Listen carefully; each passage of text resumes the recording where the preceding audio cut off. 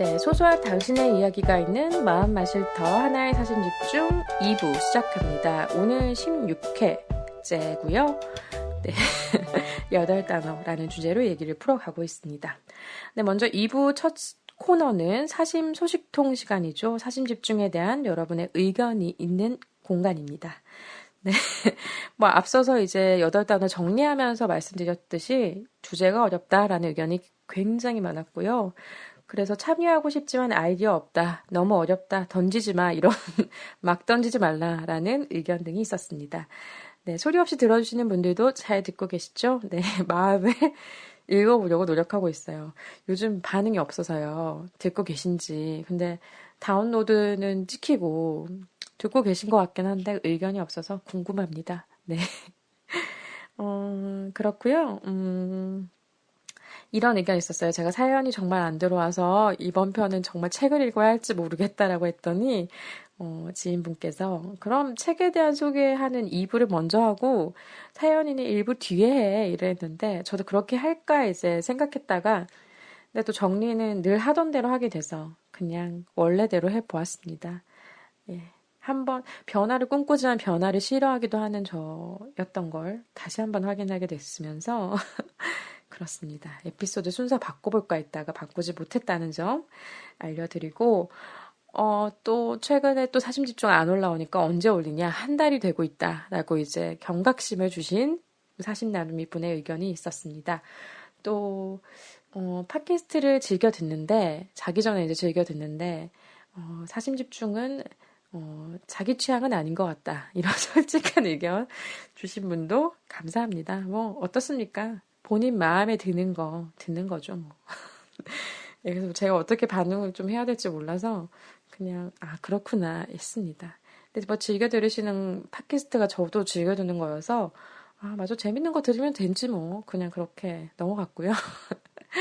그리고 아직 사심 에피소드 다 못 들었다라는 그 청취자분의 의견이 있었어요. 바쁜 삶을 살고 계신가 봐요. 그래서 요즘 딱히 바쁜 듯 바쁘지 않은 듯 살고 있다라는 안부를 전해주신 분도 계셨습니다.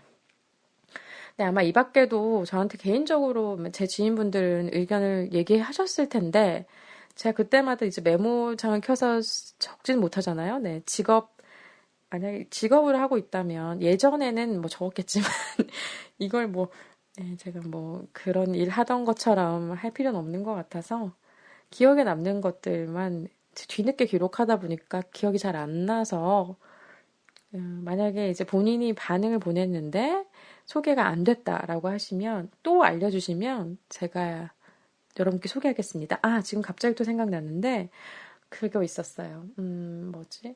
네이버 포스트가 있대요. 블로그 말고 포스트에 요즘 뭐 이제 그게 모바일로 좀 최적화되어 있는 공간이라고 하대요. 약간 브런치라는 플랫폼 있잖아요. 글 쓰는 플랫폼. 그거 같은 건데 그게 접근성이 좋다고 사진 집중에 대한 뭐 뒷이야기나 에피소드에 관한 간단한 이야기들을 정리해서 만들어보는 게 어떨까라는 의견을 주신 청취자분이 있어요. 예, 제가 요즘 개인 블로그도 잘 안 하고 있고, 네, 사심 집중 트위터도 뭐 업데이트 될 때만 거의 올리는데 한번 추진해 보도록 하겠습니다. 네. 말은 잘하는데 추진은 잘 어렵고, 제가 안 그래도 간단하게 짧게라도 매주 올릴 수 있는 뭔가가 없을까? 뭐 정말 잘 나가는 팟캐스트들은 업데이트가 굉장히 잘 되잖아요. 저는 이게 만드는 게 제 마음 먹기 나름인데 제가 마음 먹고 열심히 하면 되는데 또 그렇게 막 날 쥐어짜면서까지 할 필요는 없다라는 생각이 자꾸 들어서 그때그때 막 따라서 하다 보니까 뒤쭉날쭉하고 자주 못하게 되고 내 개인 사정이 또 먼저고 막 이러니까 사진 집중을 그렇게 막 잘 못 만드는 것 같아서 근데 또 이게 어쨌든 하기로 한 포맷이 있으니까 이걸 지키려면 시간이 또 어느 정도 필요하고 그런 게 있어서 그 중간중간에 뭔가를 넣을까 했는데 책을 읽어볼까 했는데 책을 뭐 아주 일부분 읽는 거는 상관없겠지만 또 많이 읽으면은 뭐 저작권 문제 책도 있을 것 같기도 하고 그래서요 뭐 어떻게 뭐 허락을 받고 이렇게 하면은 된다고 하는 글을 보긴 했는데 어쨌든 그래요. 예, 그래서 내가 글을 써서 읽어야 되나 이러면서 예, 그러고 있습니다. 예, 고민하지 않고 있는 건 아니라는 거. 다만 실행력이 떨어지나 봐요. 이제 나이 들수록. 예, 죄송합니다. 몇 살 먹지도 않았는데 30줄 들어서서 이렇게 조심성이 늘어서 되게 머물러 있는 걸 좋아하게 됐어요. 좀 움직여야 되긴 하겠죠. 네, 이 여름에는 좀 움직여 보겠습니다. 네, 그리고 이제 주제가 고갈이군요. 내가 만난 최악의 상사와의 에피소드 주제 추천이라는 기승전 이직님 청취자분의 의견이 있었습니다. 그래서 바로 17회 다음 회 주제는 여기에서 아이디어를 제가 얻었습니다. 이름하여 여름맞이 사이다 특집에 들어갑니다. 그 첫 번째 직장인 익명 라디오 내가 만난 최악의 직장 상사 혹은 동료 특집을 진행합니다. 그래서 이건 예전에도 좀 들었던 거예요. 제가 연초엔가 지인분 만났는데 사심집 좀 들어봤어요. 그러면서 이거 어때요? 직장 상사 뒷담화 이랬던 분이 있어요, 저한테. 그래서 그래도 될까 근데? 그런 마음이 들어서 좀 미뤄뒀었는데 또 격렬하게 원하는 청취자분이 계셔서 그리고 또 다들 재밌을 것 같다라고 하시대요. 그래서 해보겠습니다. 라디오의 장점이 뭡니까? 이 팟캐스트의 장점은 익명성이 보장된다. 저는 이제 익명성이 보장이 안 되지만 여러분은 할 수 있잖아요. 제가 저번에 이제 무슨 흑역사 특집에서도 1번, 2번, 3번, 4번님으로 지칭해 드렸잖아요. 이번에도 그렇게 하겠습니다. 닉네임 보내실 필요 없고 그냥 제가 1번, 2번, 3번, 4번님으로 소개하겠습니다. 여러분이 주의하셔서 직장 이름 노출하지 않으시고 상사 이름 노출하지 않으시고 그러면 될 것 같아요. 그래서 해보겠습니다. 직장인 익명 라디오 내가 만난 최악의 직장 상사 혹은 동료 네, 이름하여 여름맞이 사이다 특집입니다. 사이다가 시원하잖아요. 톡 쏘고 여름 맞아서 사이다 특집을 몇 회 진행할까 해요. 좀 터놓고 얘기할 수 있는 여러분이 8단어처럼 고민하지 않아도 되는 즉흥적으로 이제 막 꽉 차 있어서 막 튀어나오는 이런 방언 같은 이야기들 환영하겠습니다. 저의 익명성은 보장되지 않지만 그래서 저는 되게 이 특집을 하려고 준비 이제 해야 되잖아요. 가장 아쉬웠던 점이 내가 왜 이름을 밝히고 팟캐스트를 시작했을까 였습니다. 예, 나도 익명 뒤에 숨어 있으면 좋았을 텐데 솔직하게 얘기할 수 있었을 텐데 한 생각이 들어서 저는 아마 이 편에서 활약을 많이 하지 못할 것 같아요. 왜냐하면 네. 저는 익명에 가려져 있지 않잖아요. 그래서 여러분의 활약을 기대하겠습니다. 그래서 한 7월 7일, 7월 7석, 7월 7일쯤까지 보내주시면 제가 잘 모아서 전해드리겠습니다. 이 특집 이름을 정하면서, 기사 찾아봤어요. 직장인 이런 뒷담화 이런 걸로. 그랬더니, 기사 굉장히 많더라고요. 그래서 다음에 소개해드리면 좋을 기사들 많은 것 같아요. 하나 가져오면 머니투데이에서 제목이 익명으로 쓸래 대나무숲 블라인드 앱 찾는 사람들 막 이렇게 해서 최근 SNS에 새로운 양상이 나타나고 있는데 자신의 신분을 드러내지 않고 생각을 공유하는 익명 SNS 이용자가 늘어나고 있다. 전문가들은 기존 SNS가 공감과 공유라는 본연의 기능을 상실하자 사람들이 새로운 대안을 찾아 나선 것이다 라고 분석을 한다라고 합니다. 대나무숲 블라인드 앱 이런 데서는 그래서 마음껏 하시잖아요. 네, 그래서 여러분께도 대나무숲을 열어드립니다. 직장인 대나무숲으로 하는 게 낫나요? 직장인 익명 라디오가 낫나요? 예, 어쨌든 제목은 좀 바뀔 수 있을 것 같아요. 일단은 이렇게 정해봤습니다. 여러분께 익명으로 직장인 익명 팟캐스트, 직장인 대나무숲. 네, 어쨌든 사이다 특집, 내가 만난 최악의 직장 상사 혹은 동료. 네, 직장인 분들의 그리고 과거의 직장인도 괜찮고요. 내가 생활했던 조직 생활, 알바도 괜찮고 다 괜찮습니다. 이 다음에는 학창 시절까지 거슬러 한번 올라가 볼까 하는 생각도 있고 어쨌든 그렇습니다.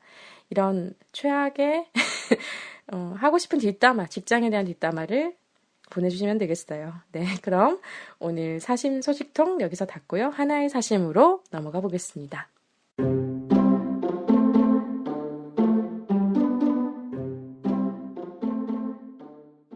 네, 8단어 하나의 사심 시간입니다. 오늘의 사심에 대한 저의 사소한 이야기가 있는 시간이죠. 너무나도 작아서 일기 같아서 꺼내기도 민망한 얘기들이지만 오늘도 한번 풀어보겠습니다. 네, 8단어 어렵네요. 다시 한번 마구 주제를 선정했던 것에 대한 반성과 참여해주신 분들께 감사를 드리면서 시작해 보겠습니다. 첫 번째, 마실입니다. 사진 집중 소개글을 다시 한번 살펴봤습니다. 소소한 당신의 이야기가 있는 마음 마실터 하나의 사진 집중입니다. 주제를 정해 수다를 나누고 책과 영화, 음악 이야기 등이 있습니다. 오늘도 사진 집중하세요. 점점점 이렇게 떠 있더군요. 그리고 이 사진 집중 그 사진에도 그 이제 팟캐스트 실행하면 뜨는 사진 있잖아요. 거기에도 소소한 이야기가 있습니다. 마음의 맛을 함께 할까요? 라고 작게 써 있는데 여러분 알아보셨나요? 그리고 맞네. 사진 소식통에 이 얘기 했어야 되는데 제가 여름을 맞이해서 초록색 배경으로 바꿨어요, 그림을. 근데 제가 찍은 사진이 아니더라고요, 보니까. 전에 있던 대문 그 가을 단풍잎 그 풍경은 제가 찍은 거거든요. 그 다리가 아니지.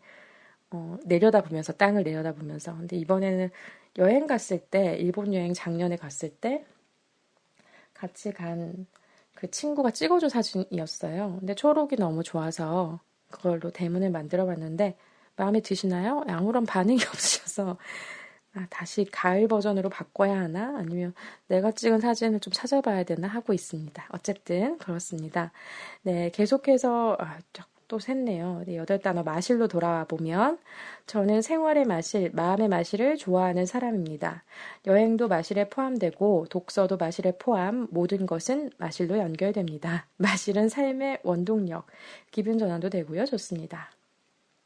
두 번째, 머물다라는 말과 지금 이렇게 꼽아봤는데요. 이거 뭐 단어 나눠서 꼽아야 되는데 비슷한 의미인 것 같아서 묶어봤어요. 머문다는 말이 좋습니다. 머물다. 그냥 내게 요즘 포근하게 다가오는 언어입니다. 라고 짧은 문장을 기록해 두었던 요즘입니다. 하나의 사진 집중을 시작했던 지난해 저의 화두는 지금 그리고 여기였는데요. 지난날을 돌아보면 나의 시선이 이루지 못한 꿈이 있는 미래와 열심이었지만 그만큼 실패를 많이 했던 과거에 조금은 사로잡힌 삶이 아니었나 싶었기 때문입니다. 지금 여기에 집중하는 삶의 자세가 평온을 가져온다. 알아차림. 우리가 온전히 누릴 수 있는 것은 지금 현재라는 것이 와닿았던 날들이었습니다. 그래서 저는 잉여로운 지금 머무는 것이 미래의 시선에서는 매우 보잘것없고 쓸모없고 낭비 같지만 그래서 때로는 불안하지만 과거의 나와 비교해 너무 안일하지만 그런 지금 그리고 여기에 머무는 저를 좋아한다고 말할 수 있게 됐습니다. 세 번째, 사랑. 매우 상투적이죠. 사전을 찾아봤습니다. 국어사전. 네, 어떤 사람이나 존재를 몹시 아끼고 귀중히 여기는 마음 또는 그럴 일. 사랑이라고 한다고 첫 번째 뜻이 나와 있는데요. 오래 마음에 담아두거나 해보려고 시도하는 어떤 것들의 이면에 무엇이 있었을까 늘 궁금했습니다. 아마 사랑이 아니었나 싶습니다. 사람도, 사물도, 일도, 그 어떤 것들도. 사랑하며 존재하는 삶을 살아가고 싶다는 생각. 몰랐던 나의 멍청하고 우직한 날들의 뒷면, 사랑이었구나. 뭐 하는 거죠? 일기장을 여러분은 보고 계십니다. 네, 4. 말과 글, 수다와 책, 관로해서 제가 썼는데요. 말과 글, 제가 좋아하는 것, 언어입니다. 좀 더 쉽게 풀어보면 수다와 책을 좋아합니다. 잘 전하는 사람이 되고 싶었고, 잘 표현하는 사람이 되고 싶었던 시절이 있었습니다. 지금은 바깥에 두었던 시선을 내 안으로 거두니 그냥 나를 잘 말하고 나의 이야기를 잘 쓰는 사람이 되고 싶습니다. 바깥에 시선을 두지 않아도 의미 있는 말과 글을 이룰 수 있을 것 같다는 생각. 말로, 글로 위로받습니다. 성장합니다. 이렇게 되어 있네요. 제가 이거 굉장히 단어 뽑는데도 시간이 오래 걸렸고요. 이렇게 좀 꼬리말 다는 건 더 시간이 많이 걸렸는데 일기 같네요. 제가 카페에서 음악을 들으면서 좀 흥이라기보다 감성 충전해서 써가지고 이랬다는 것 양해 부탁드립니다. 5. 라디오. 학창시절부터 오랫동안 저에게 친구가 되어준 매체입니다. 아날로그형 인간이 된 것도, 수다를 좋아하게 된 것도, 음악을 좋아하게 된 것도 이 친구 덕분입니다. 학창시절에는 공부하는 밤을 외롭지 않게 만들어줬고, 대학시절에는 서울 유학생활을 외롭지 않게 만들어준, 그 이후에도 다정했던 저의 친구, 하하하. 요즘은 팟캐스트로 대체하고 있지만 좋아합니다. 잘 듣는 사람이 될 수 있었던 이유, 라디오. 이렇게 되어 있네요. 6번째입니다. 방황. 20대 중반, 30대 초반, 저를 표현할 수 있는 단어. 낯설고도 익숙한 단어입니다. 안정을 원하지만 방황을 택하는 청개구리, 미련함. 제가 걸어온 시간들을 담을 수 있는 단어가 아닐까? 실패라고 하기엔 너무 안쓰럽기에 방황이란 단어로 정리해봅니다. 그래서 사전 또 찾아봤어요. 방황. 첫 번째 뜻은 이리저리 헤매어 돌아다니. 두 번째, 이 마실이랑 좀 상통하는 것 같죠? 두 번째, 분명한 방향이나 목표를 정하지 못하고 갈팡질팡함. 그렇습니다. 제 이야기네요. 7번째, 가족. 무뚝뚝하지만 사랑 많은 시간을 함께 보냈다고 착각하지만 실제는 그러지 못한, 돌아갈 곳이 있음을 생각하게 해주는 사람들, 가족입니다. 꿈에 매달려 있던 시절엔 가족을 잘 보지 못했는데 그 젊은 날이 지나오니 가족이 보이는 늘 고마운 나의 사람들 생각하면 목이 맵니다. 하하 이렇게 말하면서도 목이 매는 신기한 가족 존경합니다. 되어 있습니다. 이상하게 저는 그래요. 가족 얘기를 하면 옛날부터 그랬던 것 같아요. 뭔가 사연이 있는 집은 아닌데요. 그래요. 그런 마음이 들어요. 8번째, 겁. 사전 찾아봤습니다. 명사로 무서워하는 마음 또는 그런 심리적 경향이란 뜻이 있습니다. 유의어로는 공포, 무서움, 두려움이 있고요. 불교 용어로는 어떤 시간의 단위로도 계산할 수 없는 무한히 긴 시간, 하늘과 땅이 한번 개벽한 때에서부터 다음 개벽할 때까지의 동안이라는 뜻이다. 제가 꼽은 거는 이 무서워하는 마음, 그런 경향을 꼽은 단어인 것 같은데 또 불교적인 언어로 해석한 것도 많은 시간, 괜찮은 것 같네요. 이쪽으로 좀 해석을 해볼 걸 하는 후회가 들지만 얘기를 나눠볼게요. 저는 겁이 많습니다. 네, 겁이 많아서 운전을 못하고요. 할 생각도 아직까지 하고 있지 않습니다. 네, 해야만 하는 순간이 왔었는데도 하지 않았습니다. 네, 겁쟁이죠? 네, 미성숙인가요? 꿈에 관해서는 하고 싶은 것에 관해서는 겁이 있음에도 겁 없이 걸었던 지난 날들을 뒤로 하고 요즘은 겁이 납니다. 겁이 나서 맞지 않는 것을 오래 견디지 못하고 소심입니다. 소심하다는 거죠. 그래서 이제는 겁이 나는 상황을 매일 맞이하지 않아도 되는 내가 기꺼이 견딜 수 있는 만큼의 겁이 있는 시간을 위해 멍을 때리고 있습니다. 겁내는 나라는 걸 방황 끝에 늦게 알았네요. 겁 없이 하면 된다는 마법의 언어에서 벗어나 겁내도 좋다. 덜 겁낼 수 있는 것이 있다로 생각을 바꿨습니다. 네, 이렇게 하나의 사심 살펴봤습니다. 8단어. 저는 8단어 넘는데요. 이 공통적인 단어 같이 묶었고요. 냉장고 소리가 갑자기 나네요.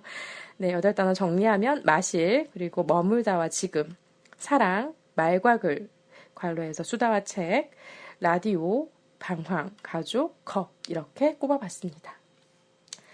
예, 뭐 이것도 그러니까 요즘의 저이고 예전의 저이고 그렇습니다. 네. 정리해보니까 제 상태를 좀 더 알게 되었어요. 감사한 시간이었습니다. 어려웠지만 저도 굉장히 어려워서 고민하다가 그냥 막 써봤습니다. 그래서 딱 정리도 안 되지만 저희 일기장 훔쳐보신 기분으로 즐기시면 될 것 같네요. 다음은 사신 곡간으로 넘어가 보겠습니다.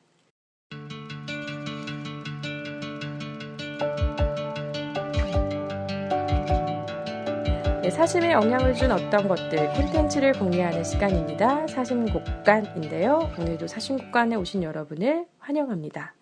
네, 오늘의 곡간에는 이번 사심집중 주제가 되어준 책 8단어에 대해서 집중적으로 얘기를 해볼까 합니다.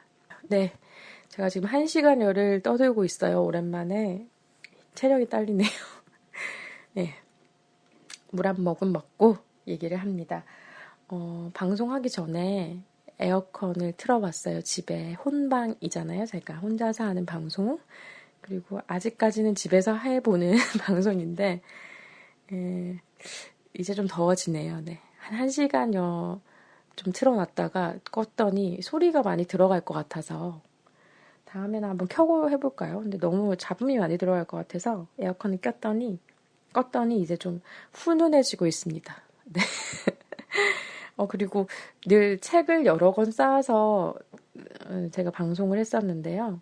오늘은 그 휴지 있죠? 그 휴지가 높아요. 그 두루마리 휴지가 아직 뭐랄까, 몇 개 안 꺼냈어가지고 그래서 거기에 책 몇 권을 올려서 컴퓨터 옆에 두고 노트북 옆에 두고 마이크를 만들어서 제가 하고 있습니다. 이 얘기를 왜 하죠? 8권에 대해서 이야기를 해보겠습니다.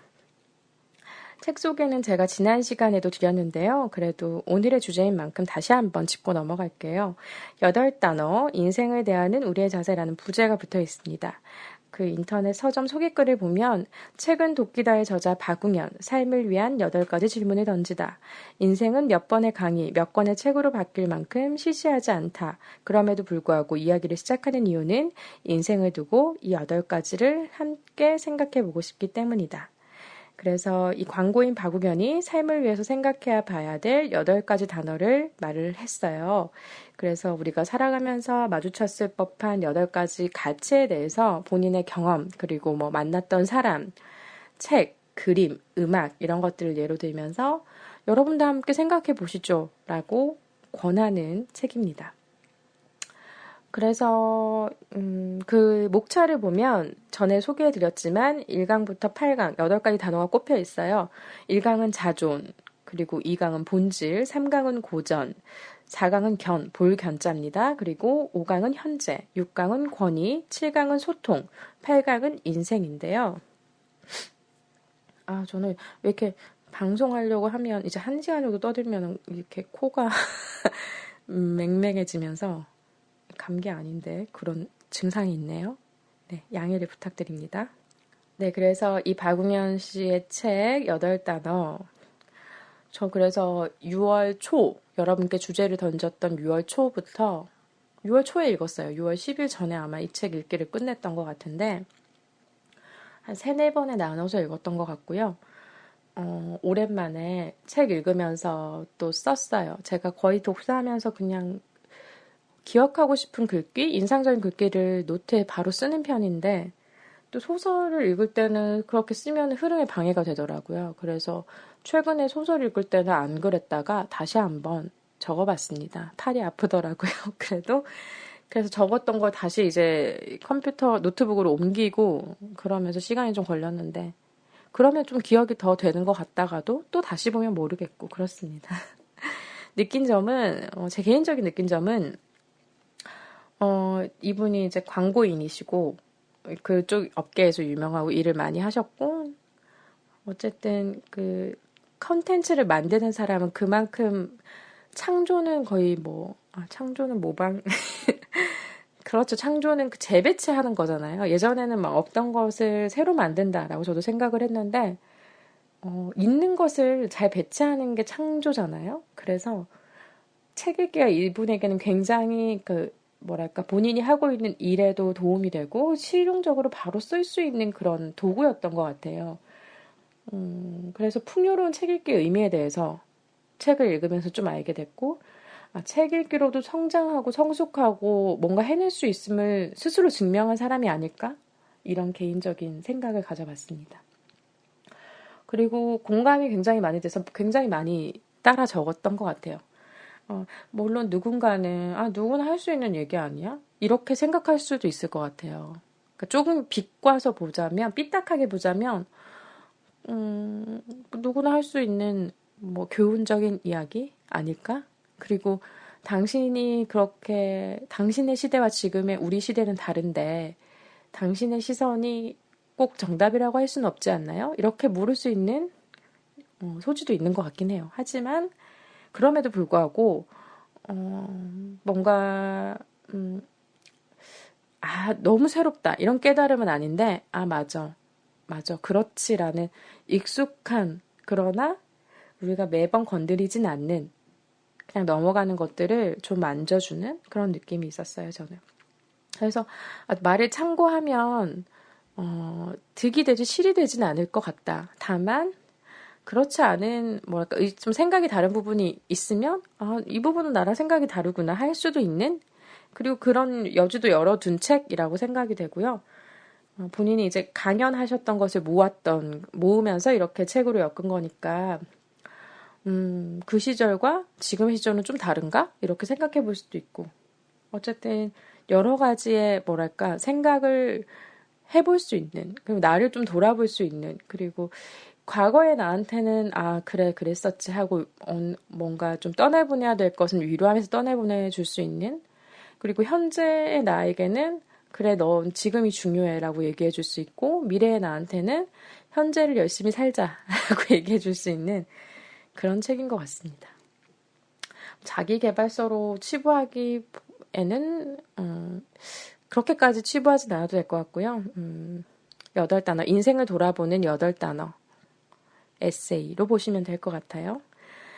그래서 저는 이 책 읽으면서 많은 책들과 이런 것들이 등장하는데 다 읽어본 책도 있지만 읽어보지 않은 책은 또 읽어보고 싶고, 내가 좋아하는 작가들이 막 녹아 있을 때는 굉장히 반갑기도 하고 그랬어요. 여러분도 그런 재미를 찾아보시기 바라고요. 물론 저는 관계자는 아닙니다. 그래서 어쨌든 이 8단어를 통해서 여러분의 인생에 의미 없는 건 하나도 없습니다를 얘기해 주는 것 같습니다.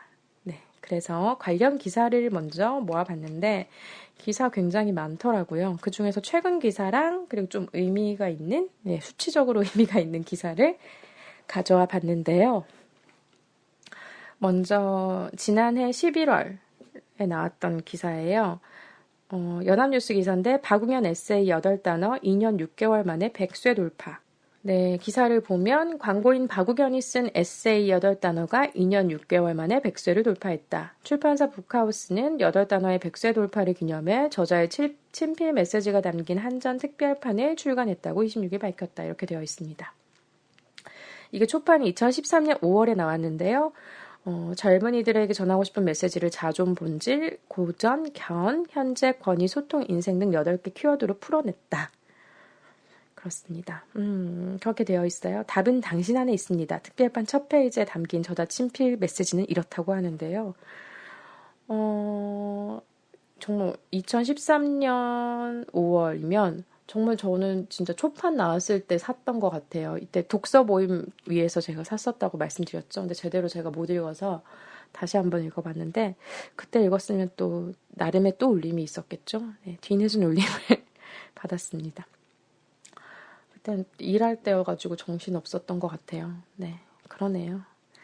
그리고 이분이 이제 유명한 거는 잘자 내 꿈꿔 광고. 뭐 저희 세대 30대 20대 후반 뭐 이런 분들 다 아시죠? 예전에 가수 이정현 씨, 조성모 씨가 나왔던 그 모 핸드폰 통신사 광고였나요? 네. 잘자 내 꿈꿔 이거랑 나이는 숫자에 불과하다. 이 이름은 아무도 기억하지 않습니다. 등의 카피를 만든 광고계의 유명 인사입니다. 대단하네요. 저는 이게 100세 돌파한 줄 몰랐어요. 굉장히 빠른 시간에 100세를. 그리고 이제 좀 몰랐는데 제가 트위터를 그래서 한번 검색을 해봤거든요. 그리고 이 준비하면서 뭐 네이버나 그런 포털을 검색해봤을 때도 아직까지 이게 책이 나온 지 오래됐음에도 불구하고 계속 이제 뭔가 글귀라던가 후기가 올라오는 책? 이게 그래서 100세 판매 책의 위험이구나를 느꼈습니다. 그렇다고 합니다. 그리고 최근 기사인데요. 이제 인터뷰 기사예요. 요즘 어떻게 책 읽기는 세상을 바라보는 촉수를 예민하게 해줍니다. 네, 6월 13일, 올해 6월 13일에 나왔던 기사인데요. 동아일보 기사입니다.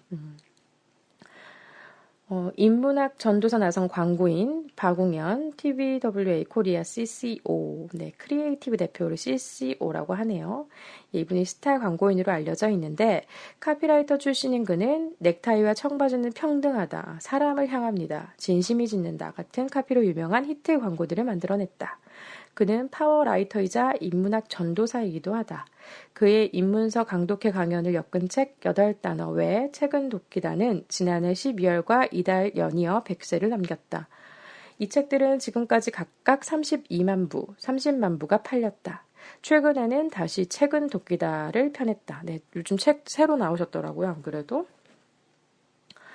그러네요. 그래서 이제 이분에 대한 요즘의 근황 을 담은 인터뷰인데요. 주말에 책을 주로 몰아서 읽는데요. 사무실에도 출판사가 보내온 책들이 있었다. 책을 고르는 법을 묻자 그는 믿을 만한 지인이 추천한 책과 좋아하는 책을 쓴 작가의 다른 책, 고전 등을 꼽았다라고 하네요.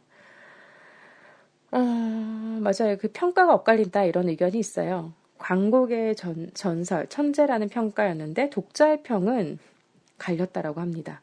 8단어, 그러니까 지인들, 광고인들에 대해서 묻자 광고인들은 광고계의 전설, 천재라고 평가하는데 독자들은 8단어 읽다가 눈물 흘렸다라는 이도 있고 또 왜 인기가 있는지 모르겠다. 제가 의견이 좀 갈릴 수 있다라고 말씀드렸는데 정말로 갈리고 있나 봅니다.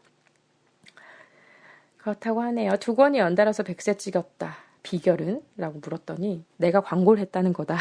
광고는 시대의 문맥이다. 고전의 길거리의 용어로 전한 게 공감을 이끈 것 같다. 그러다 보니 정확한 해석이 아닐 때가 많다. 하지만 난 잘못 읽는 오독을 두려워하면 안 된다고 생각한다. 그렇죠. 또 이번 책을 비롯해 펴낸 책 중엔 강연 내용 엮은 게 많은데 뭐 이런 질문도 있었고 책에 딸 이야기도 종종 나오는데 딸도 책으로 키웠나? 라는 질문에 그랬다기보단 자기 마음대로 컸다. 8단어의 주제를 보더니 지겹다라는 말부터 하더라.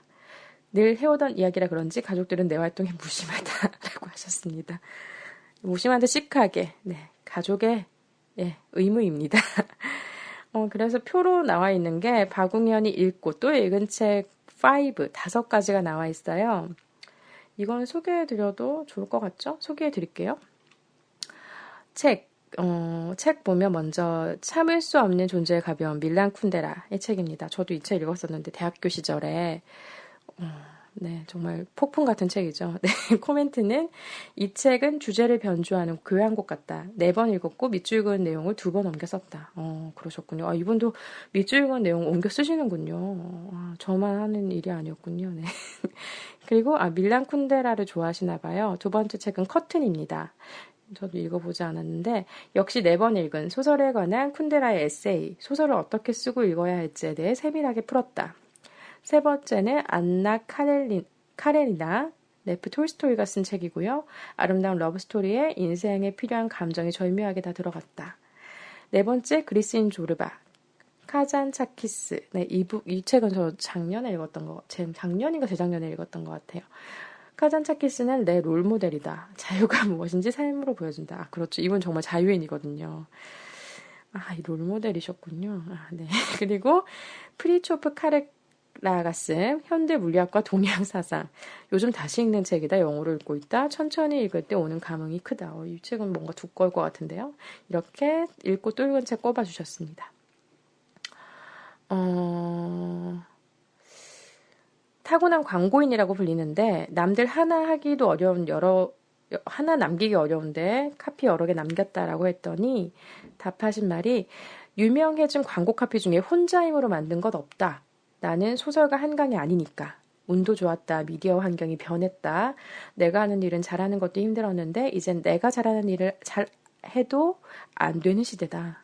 지금은 한 줄 카피에 사로잡히면 본질을 놓친다. 8단어의 본질을 꼽으셨습니다. 광고인은 스트레스가 높은 직업으로 꼽히는데 다른 길 생각해 본 적 없나? 기자를 꿈꿨던 적도 있다. 동아일보 시험 봐서 떨어졌다. 이 동아일보 인터뷰에서. 그리고 8단어에도 아마 나왔던 것 같은데요. 네, 기자 시험 봤는데 안 됐었다. 회사에서 힘든 시기도 있었다. 그런데 나는 늘 내 삶을 영위하게 확률적으로 더 괜찮은 쪽을 선택해왔다. 어떤 직업이든 살아남는 건 힘든 일이다. 광고뿐이겠나. 그렇게 29년을 보냈다. 8단도에도 이런 내용이 있어요. 네, 잠시 후에 또 책을 자세하게 소개해 드릴게요. 네, 그렇게 좀 동아일보 기사는 여기까지 보면 될 것 같고요. 네, 또 다음 기사를 보겠습니다. 프로 책 읽너가 말하는 천천히 깊게 읽는 방법, 인터뷰, 다시 책은 돕기다 펴낸 광고인 박웅현. 책은 사고의 밀도가 가장 높은 매체라고 되어 있습니다. 예, 이게 아마 인터파크 북디비에 실린 기사인데요. 프로 책 읽나 박웅현, 유명 작가 되고 싶다는 생각 없다. 이렇게 밑에 붙어 있네요. 박웅현, 그를 수식하는 수많은 단어들이 있다. 먼저 광고회사 TBWA의 크리에이티브 대표. 그녀의 자전거가 내 가슴 속으로 들어왔다. 넥타이와 청바지는 평등하다. 나이는 숫자에 불과하다. 이런 카피가 그의 머리에서 나왔다. 정말 다 들어본 카피네요. 그 다음은 베스트셀러 작가. 그의 책 중 책은 돕기다와 8단어는 100쇄를 찍었다. 한 사람이 일생 동안 거둔 성취로서는 거대한 것. 네, 이렇게 소개가 돼 있으면서 이제 그 분에 대한 인터뷰, 그의 만난 문답법 나와 있네요. 네. 박우면을 저자로서 세상에 각인시킨 책 책은 돕기다 출간 이후 5년 만에 속편 다시 책은 돕기다가 세상에 나왔다. 저는 책은 돕기다 못 읽어봤는데 읽어보고 싶네요. 네, 더 많은 책 이야기가 있겠죠? 8단어보다. 네, 다시 책은 돕기다 나왔대요. 6월 15일 출간을 기념하는 인문학 강동회가 열리기 1시간 전에 인터뷰를 한 내용이라고 합니다. 그래서 책은 사고의 밀도가 가장 높은 매체라고 부제가 또 담겨 있는데 질문했네요. 다시 책은 돕기다가 나왔습니다. 다시를 붙여 나온 속편, 전편과 무엇이 달라졌나? 첫 번째 책은 내가 읽은 책이 인생에 어떤 영향을 줬는가란 질문 속에서 그 책과 내 삶의 관계에 중점을 뒀다면 두 번째는 더 하드코어로 나는 어떻게 읽는가의 문제다. 독자분들은 어떻게 읽으셨는지 모르지만 나는 이렇게 읽히더군요 인 거다.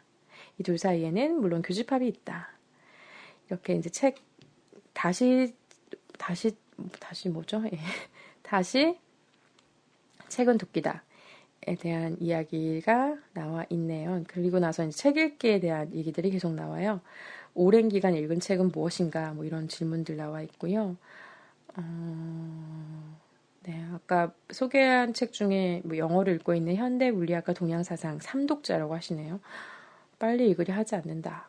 세세하게 이 책이 연말까지 가면 어때? 이런 마음으로 읽는다고 하십니다. 주로 언제 책 읽나? 주말에 여행 가서 시간이 남을 때, 손님 만나러 갔을 때, 시간이 뜰 때, 누굴 기다릴 때 많이 읽는다. 시간이 있어도 읽지 않을 때도 있다. 라고 하네요. 책은 상호작용이다. 똑같은 박용현이 책을 읽는데도 같은 텍스트가 언제는 잘 들어오고 또 언제는 잘 안 들어온다. 맞아요. 그렇다고 생각합니다. 저도. 그리고 책 읽기가 굉장히 게을러야 할 수 있는 활동 같아요. 왜냐하면 여유가 있어야 되고.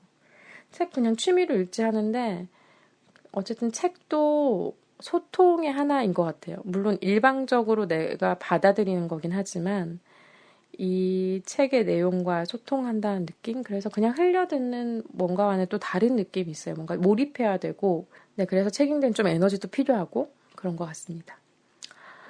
네, 또 행복한지보다 행복해 보이는지가 더 중요한 시대. 아마 뭐 요즘 시대에 대해서 이런 얘기를 하셨나 보네요. 부제가 또 달려 있어요. 책 옹호론자인데 다른 장르도 있고 향유할 매체도 많은데 왜 책이어야 하나 하니까 나는 무조건 책만 좋다는 건 아니다. 그럼에도 책은 다른 매체에 비해 총체적인 사고가 들어오게 하는데 강하다라고 합니다.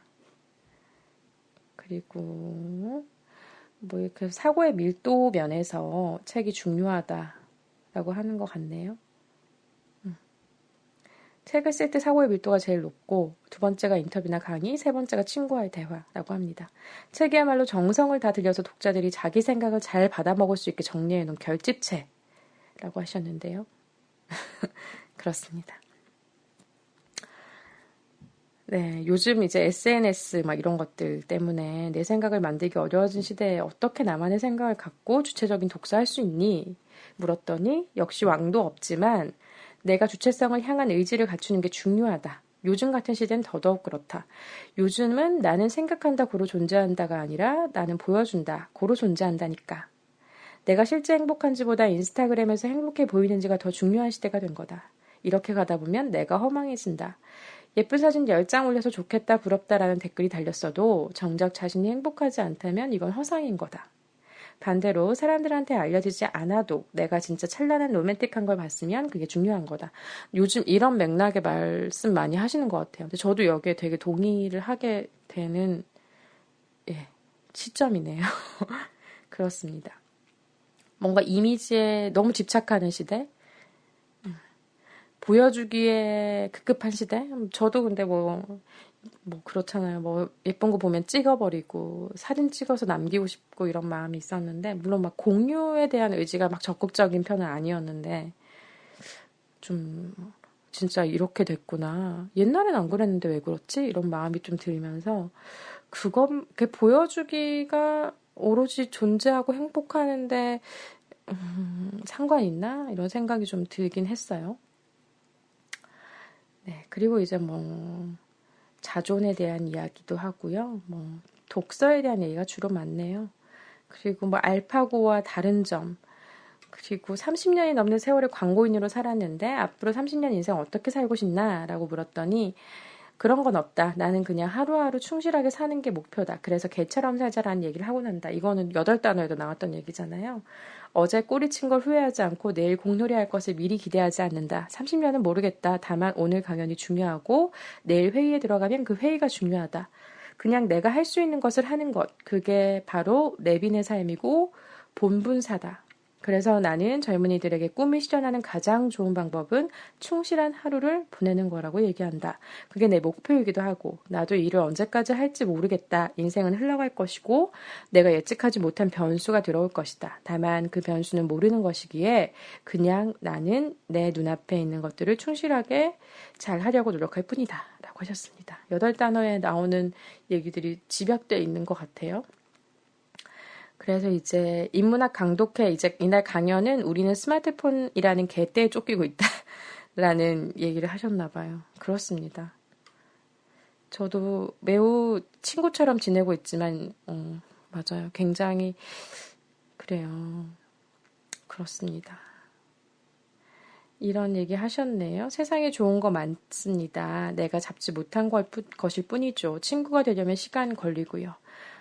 자세히 보아야 예쁩니다. 우리는 어쩌면 스마트폰이라는 개떼에 쫓기고 있습니다. 음악도 한 번 듣고 2번, 3번, 4번 다시 듣고 가사 찾아보고 내 감정을 밀어 넣어보고 눈물 흘려보는 겁니다. 알파고가 못하는 것은 눈물 흘리는 겁니다. 저는 인문학을 하면 우리 연봉이 2배로 올라간다는 말 믿지 않습니다. 다만 인문에는 우리 외부 환경이 아닌 그 환경을 바라보는 나의 시선을 바꿀 힘이 있습니다.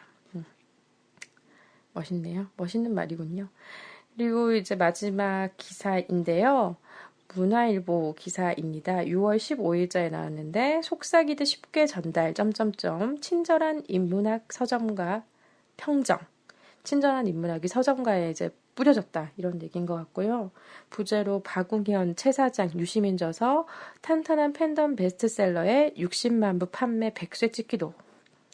여기 이제 이 곽웅현 씨가 독자들에게 나만의 책 읽기 독법을 알려주는 전문 필자인데 2011년 출간한 책은 돕기다에 이어서 5년 만에 다시 책은 돕기다를 출간했다는 소식 나와 있네요. 이처럼 대중적인 친절한 인문학이 인문책 시장을 평정하고 있다. 지난 몇 년간 인문서 시장에서 대중서들이 강자로 떠오르긴 했지만 교수는 물론 광범위한 학계와는 거리가 있는 현장의 필자들이 이 시장을 평정했다는 점에서 새롭다. 그렇네요, 정말. 출판평론가 장은수 편집문화실험실 대표는 기존 인문서들의 경우 아무리 대중적이라고 해도 필자가 독자를 가르치는 강의형이었던 데 비해 이들은 책은 독자들 바로 옆에서 속삭이듯 쉽게 들려준다는 점에서 이른바 속삭이는 인문학이라고 부를 수 있다고 평가했다. 그러네요. 그래서 이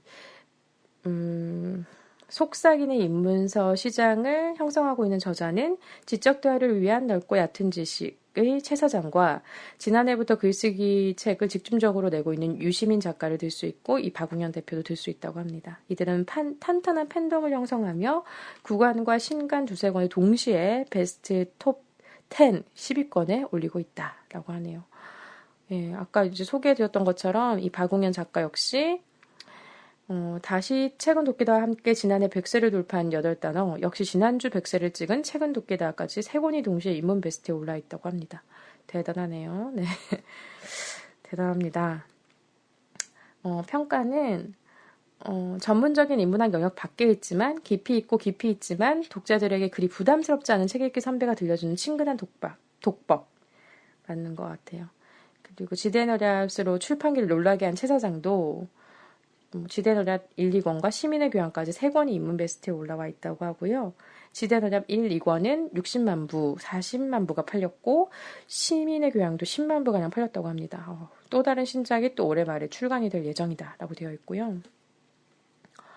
대단하네요, 정말.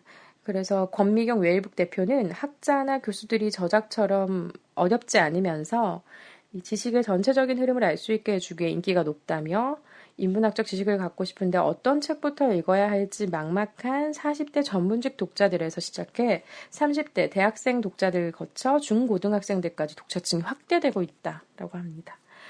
예, 또 유시민 작가는 글쓰기와 실용, 글쓰기라는 실용적인 것과 자기계발을 겸한 책으로 글쓰기 시장을 평정했는데요. 지난해부터 글쓰기 특강, 논술 특강에 이어서 최근 만화가 정훈이와 함께 표현의 기술을 출간해 한 달도 안 돼 5만 부가 팔렸다고 하네요. 그렇군요. 저는 글쓰기 특강밖에 못 읽었어요, 아직. 읽어보고 싶네요, 다들. 예, 그래서 이 저자가 많이 씹어서 전달하는 인문학이라면서 깊이 들어가기보다 인문학에 대한 장벽 제거해서 독자들을 인문학의 입구까지 데려다 준다는 점에서 의미가 있다며 바람직한 출판 시장이 되려면 인문학의 입구에 이른 독자들이 더 깊은 인문학 책을 읽는 것이라고 말했다라고 하는데 입구까지 가는 것도 중요한 것 같고 비유가 적절한 것 같네요. 여기까지 박우면 작가와 꼬리를 문 기사를 좀 살펴봤습니다. 그럼 본격적으로 책의 밑줄을 그었던 것들을 소개해 보겠습니다. 제가 6월 2일부터 이 책을 다시 읽었어요. 그래서 8단어를 소개하기 전에 이제 앞에 프롤로그처럼 되어 있는 부분은 거기서 이제 가져온 부분들을 좀 소개할게요.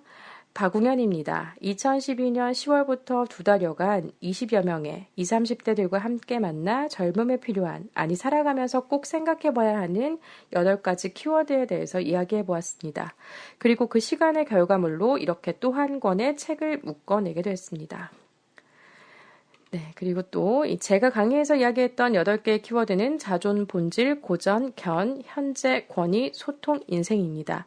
8개로 쪼개놨지만 모든 단어는 결국 연결이 되면서 하나의 방향으로 나갈 겁니다. 귀 기울여 주시되 큰 기대는 하지 않길 바랍니다. 인생은 강의 몇 번, 책 한 권으로 변하지 않으니까요. 네, 이 부분 마음에 들었어요. 인생은 강의 몇 번, 책 한 권으로 변하지 않는다. 네, 그렇습니다. 그러면서 단 제 이야기가 끝나고 받아들일 수 있는 것은 받아들이고 짓밟고 갈 게 있다면 짓밟으면서 스스로 생각을 정리하고 삶의 가치를 바로 세우기 바랍니다. 우리 인생은 몇 번의 강의와 몇 권의 책으로 바뀔 만큼 시시하지 않습니다. 이 부분도 좋습니다. 그래서 정말 이 부분은 괜찮다 하는 건 정말 흡수하고 근데 이건 아닌 것 같은 데는 좀 내려두고 모든 사람과 사람이 커뮤니케이션을 하든 또 책과 커뮤니케이션을 하든 이 문제는 이렇게 하면 될 것 같아요. 그렇죠? 마음에 안 들면 또 마음에 안 드는 대로 느끼는 점이 있으니까. 네, 1강은 자존, 당신 안의 별을 찾으셨나요? 입니다. 부분을 보면 행복한 삶의 기초가 되는 것은 바로 자존이라는 생각이 들었습니다. 그래서 후배에게 이야기해줬습니다. 아까 네가 질문한 건 말인데 딱 하나를 꼽으라면 나는 자존을 선택하겠어. 이 세상에 중요한 가치가 많지만 그 중에서도 자존이 제일 기본이라고 생각해. 스스로를 존중하는 마음, 이게 있으면 어떤 상황에 처해도 행복할 수 있지 않을까. 그러니까 행복을 묻는 후배의 질문에 이렇게 대답을 했다라는 얘기고요. 자존, 스스로 자에 존중할 존이죠. 나를 중히 여기는 것, 이게 있는 것과 없는 것의 차이는 어마어마합니다. 라고 되어 있고 이제 거기에 대한 예시들, 삶에서 나온 얘기들이 나와 있어요. 그러다가 이제 교육에 대한 이제 얘기가 나오는데 이 부분들 공감이 됐어요. 보면 자존감을 가지는데 가장 방해가 되는 요인은 아마 우리 교육이 아닐까 싶습니다. 우리나라 교육은 아이들 각자가 가지고 있는 것에 기준을 두고 그것을 끄집어내기보다 기준점을 바깥에 찍죠. 공감했어요. 맞아, 바깥에 찍어왔구나. 이렇게 교육받은 우리는 다름을 두려워해요. 기준점이 되는 누군가와 다른 내 모습을 상상하지 못합니다. 다 같이 몰려가는 대열에 합류하지 못하면 불안해합니다. 또 생각해보세요. 우리는 나의 자존을 찾는 것보다는 바깥의 눈치를 보는 것이 습관이 되어 있지는 않은지. 네, 또 기준점을 바깥에 두고 남을 따라가느냐 아니면 안에 두고 나를 존중하느냐일 겁니다. 그래서 미국 교육은 너 안에 있는 것은 무엇인가를 궁금해한다면 한국 교육은 너의 안에 무엇을 넣어야 할 것인가를 고민하는 것이 가장 큰 차이다라고 지적한 부분도 공감이 됐어요. 그래서 우리는 늘 우리에게 없는 것에 대해 지적받고 그것을 가져야 한다고 교육받아 왔어요. 칭찬은 자존감을 키워주는데 가진 것에 대한 칭찬이 아닌 갖지 못한 것에 대한 질타는 눈치를 잘하게 합니다. 중심점을 바깥에 놓고 눈치 보며 바깥을 살핍니다. 자조는 중심을 안에 찍고 그것을 향해 나아가는 겁니다. 공감이 되죠? 네. 그리고 이제 회사 면접을 보는 취업준비생 청년들한테 뭐 그런 고민을 얘기했나 봐요. 후배가 얘기했었나? 하여튼 얘기했더니 이런 부분도 인상적이었는데요. 저는 마음가짐을 바꾸라고 충고해줬습니다. 회사가 너를 면접하는 동시에 너 또한 그 회사를 면접해야 해. 회사가 날 위해 뭘 해줄 수 있는지, 너라는 그릇을 수용할 수 있는 회사인지 알아야 하지 않아? 너를 채용하는 건 회사에서 은혜를 베푸는 게 아니지. 회사는 사람이 필요하고 사람도 회사가 필요한 거니까. 물론 수요와 공급의 입장에서 회사가 강자의 위치에 있지만 그래도 거기서 이겨내기 위해서는 너의 주장을 가지고 가야 해 라고 말입니다. 좋은 말이죠. 근데 취업이 어렵고 이런 시대에는 이런 여유나 이런 뭐랄까 당당함을 가지긴 좀 어렵긴 하지만 저는 이 부분에 좀 공감했던 부분이 있었어요. 왜냐하면 예전에 이제 하던 일이 잘 안 되고 자꾸 내가 원하는 일이 아니고 원하지 않는 일을 하게 되고 결과적으로는 똑같지만 원하는 일을 해도 힘들고 하지 않아도 힘든데 계속 그래도 뭔가를 해보려고 하면서 했다가 안 했다가 했던 시절에 제가 이제 어떤 데 면접을 보러 갔었는데 엄청 뭐라고 하는 거예요. 그러니까 저는 이제 공백기도 지금도 공백기고 인생이 거의 공백인데 공백을 8단어로 꼽을 걸 그랬네요. 그때도 이제 졸업하고 일을 하다가 그만두고 또 계속 시험을 준비하면서 인턴 이런 것들을 하고 그랬던 시절이었던 것 같아요. 이제 그 시절이 끝나고 마음이 급해서 이제 그때는 지금은 왜 이런지 모르겠는데 그때는 너무 급했어요. 왜 그렇게 급했는지 근데 주변에 평탄하게 가는 친구들은 아주 그냥 잘 가니까 나만 계속 이러는 것 같으니까 더 급했던 것 같아요. 그때는 나한테 점을 못 찍고 바깥에 점을 찍었던 시절인 것 같은데 근데 되게 면접 보러 갔는데 회사라고 할 수 없는 정말 뭔가 정말 대신선한 경험이었어요. 디테일하게 얘기하기에도 너무 충격적인 그렇다고 일을 할 수 없는 환경은 아니지만 어쨌든 놀랐어요. 그 겉과 진짜는 다르구나. 갔는데 엄청 화내시는 거예요. 저한테 이제 막 이력서를 보면서 화낼 일은 아니잖아요. 제가 그런 삶을 살았던 것에 대해서 내가 원하던 일이 잘 안 돼서 다른 일을 했고 다른 일을 하다가 또 내가 원하는 걸 해보고 싶어서 도전하면서 뭔가를 그래도 먹고는 살아야 되니까 하는 그런 것들이 그러니까 기성세대가 보기에는 굉장히 얘는 뭐 하는 거지? 멀쩡하게 왜 학교를 나와서 이러고 있지? 에 대한 의문을 가질 법은 한데 그걸 화낼 일은 아니라고 생각하거든요. 근데 화를 내시는 거예요. 처음이었어요. 그런 경험은. 그래서 막 너무 화내시니까 저도 너무 그리고 저는 그때 이제 멘탈이 이미 거의 붕괴된 상태였었는데 화를 어떡해요. 저도 가끔은 내 인생에 그런 경험이 한두 번 있었던 게 아닌 것 같긴 해요. 뭔가 제가 원하는 직종 말고 다른 직종에서 이제 그런 면접을 볼 때는 정말 거의 그랬던 것 같아요. 왜냐면 공백도 있고 그러니까 얘는 분명히 딴 거 준비했던 것 같은데 왜 여기 와 있냐 이러면서 엄청 사람을 공격하는?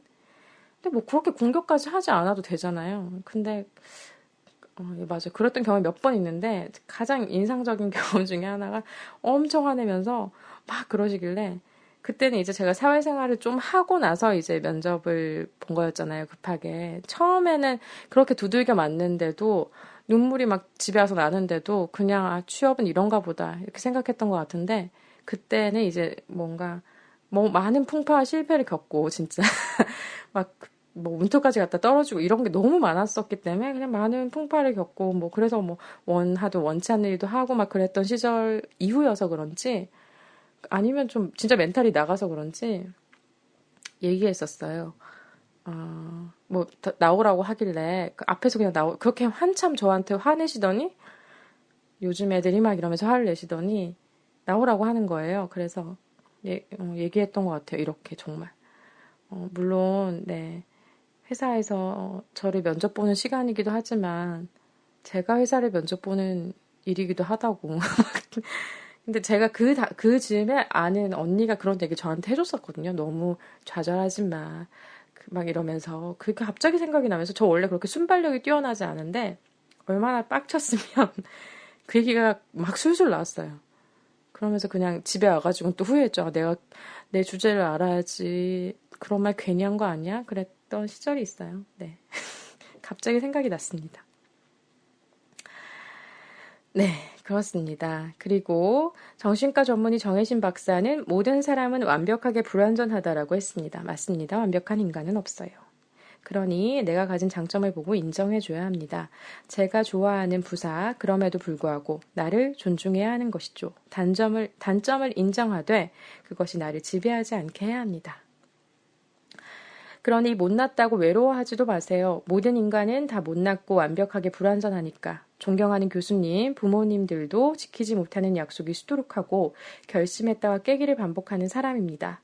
자꾸 실수하고 조금 모자라는 것 같아도 본인을 믿으세요. 실수했다고 포기하지 마시고 도노한 다음 점수하면 됩니다. 도노 점수, 불교 용어를 말씀하시는 거고요. 그러면 인생의 새로운 문이 열리게 되어 있습니다.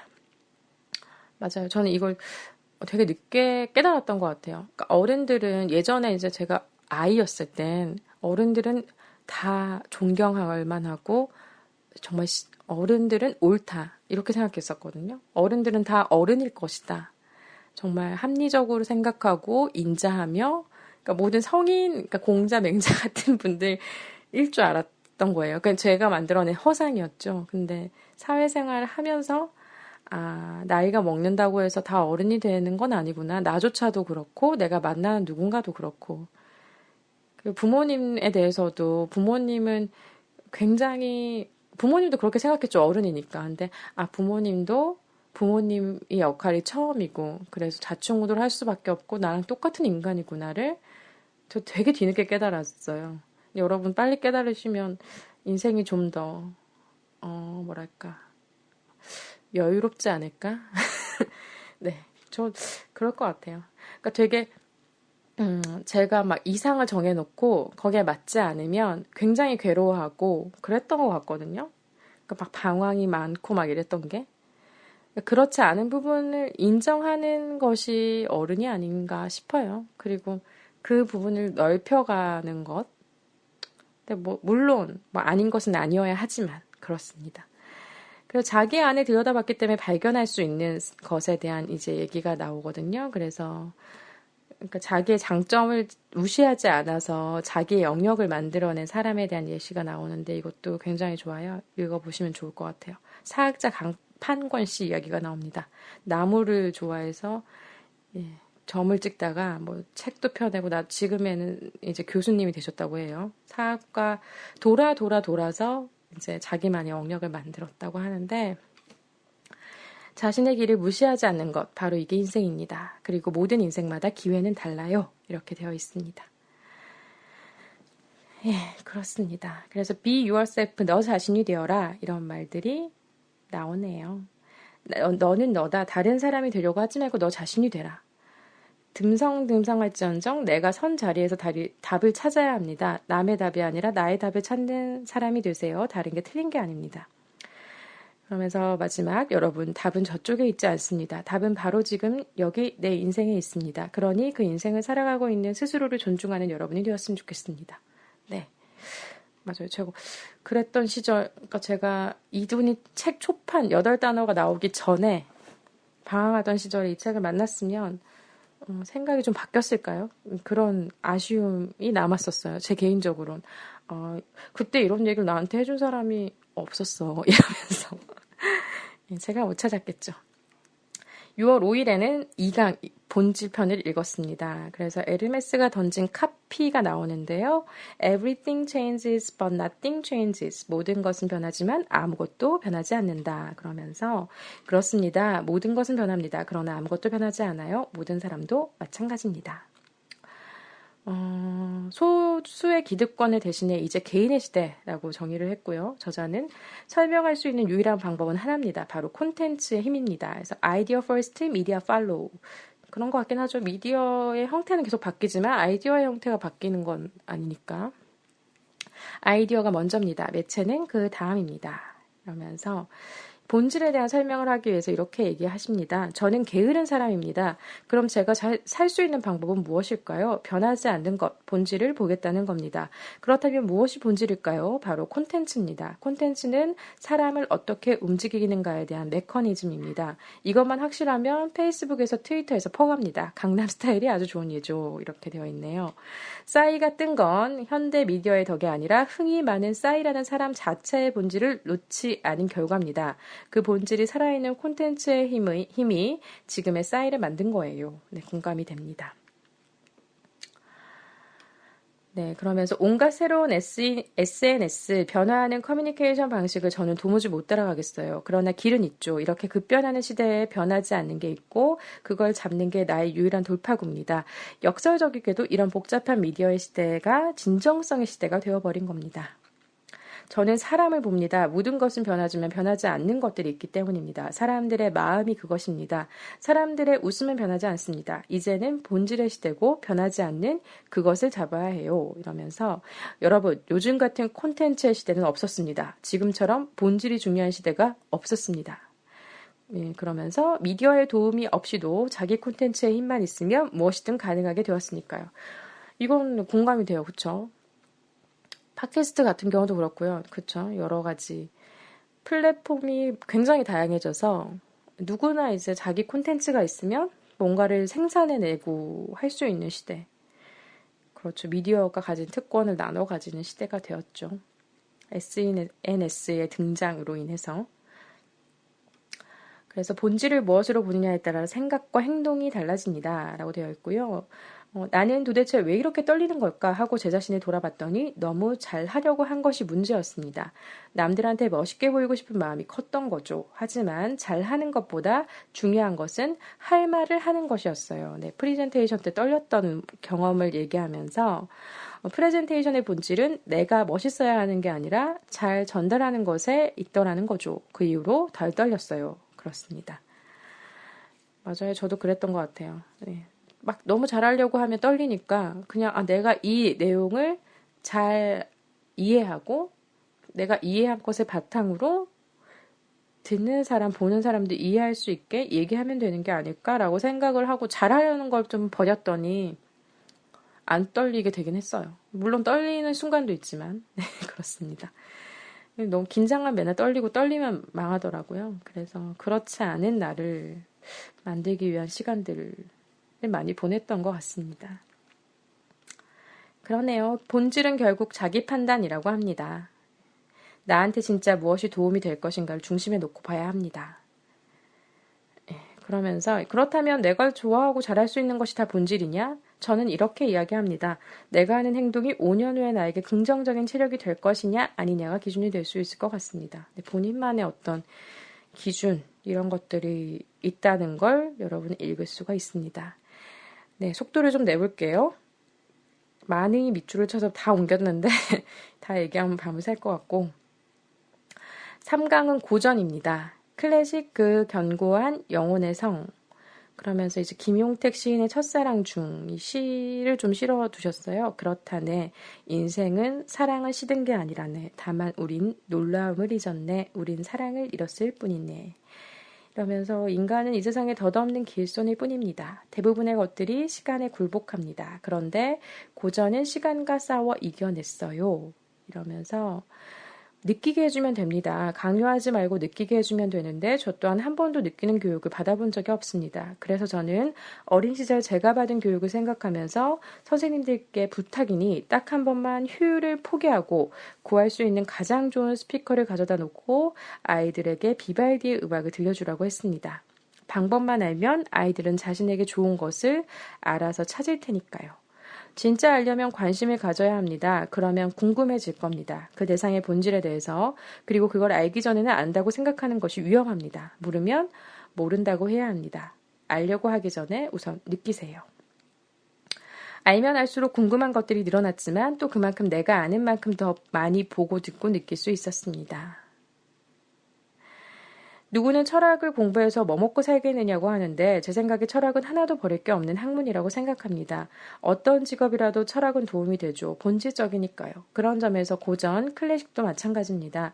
지금 제 모습에 만족할 수 있는 저를 만든 가장 큰 동력은 바로 고전에 대한 궁금증이었습니다. 고전을 궁금해하세요. 여기저기 도움도 받고 책을 통해 발견해내면서 알려고 하세요. 되어 있고요. 4강은 견입니다. 볼견자.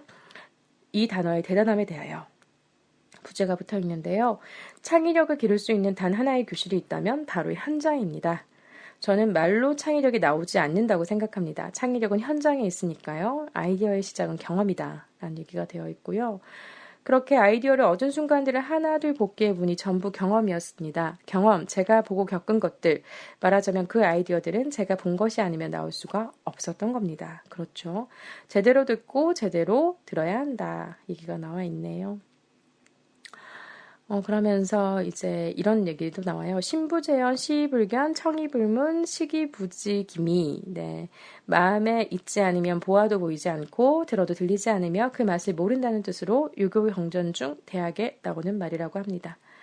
그래서 흘려보고 듣느냐, 깊이 보고 듣느냐의 차이, 결국 생각해보니 지금까지 나의 경쟁력이 되어준 단어는 견이었다라고 하면서 그러니 뭘 주목해야 하느냐, 나의 일상뿐만 아니라 내 주변에 있는 친구들이 던진 말을 시청하지 말고 견문해줘야 된다라고 하네요.